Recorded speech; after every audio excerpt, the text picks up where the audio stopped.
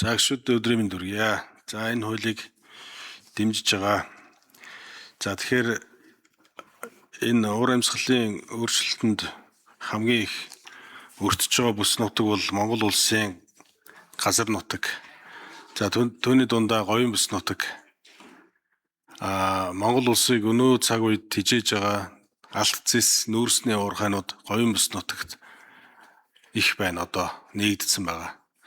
За говийн ард түмэн бол энэ уурхайнуудыг хөөж туугаагүй нээлгэж энэ Монгол улсынхаа төлөө Монгол улсын төрийн эсвэл дөршөө гэж нээлгсэн одоо ч дэмжсээр байгаа. За энэ уул уурхайн сөрөг нөлөөлөл бол маш ихтэй байгаа.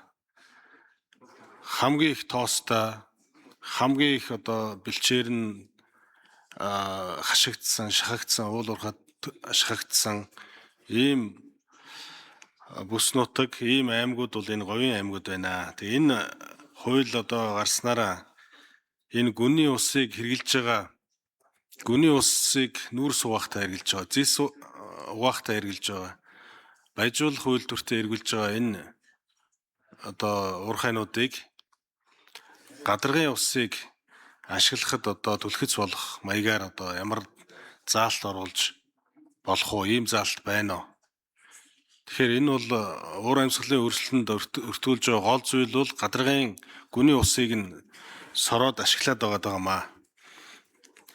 Тэгэхээр сүүлийн үеийн энэ цөлжилтийн судалгаа бол одоо цөлжилт бол маш их эрчимжиж байна. Одоо гар худгууд бол бараг байхгүй боллоо.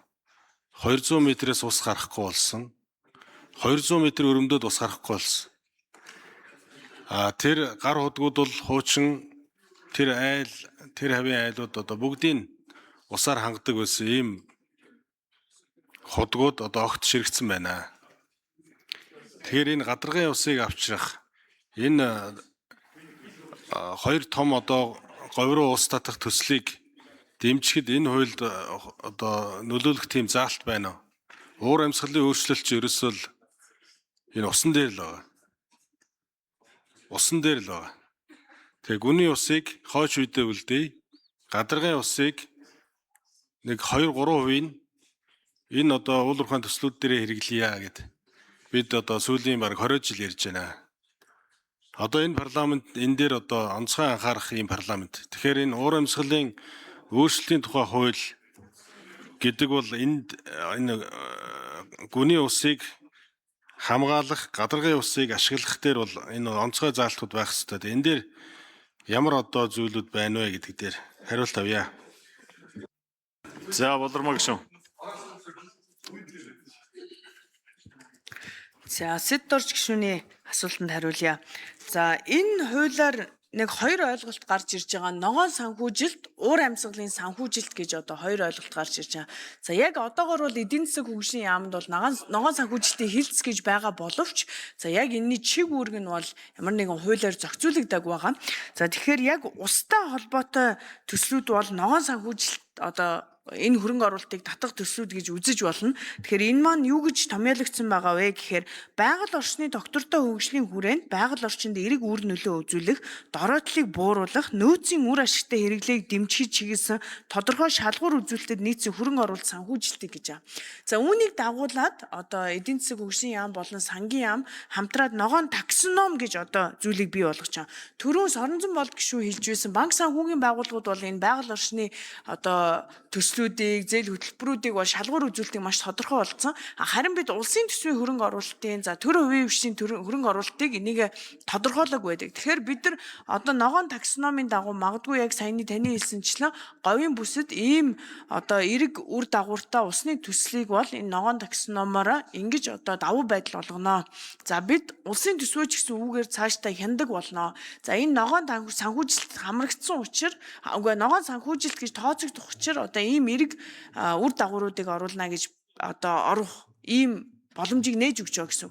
За үүнээс гадна яг уур амьсгалын санхүүжилт дотроо бид нар хүлэмжийн хийг сааруулах гэж ярьж байгаа. Энэ дотор хүлэмжийн хийг шингээх гэдэг ч гэсэн одоо нэг хэсэг төслүүд байдаг. За энэ маань юу вэ гэхээр ой бэлчээр, ургамлын бүрхөвч, хөрс, ус болон бусад экосистемийг ашиглах эсвэл геологийн физикийн технологиор технологийн аргаар хүлэмжийн хийг агаар мандлаас урт хугацаанд тогтвортой шингээх.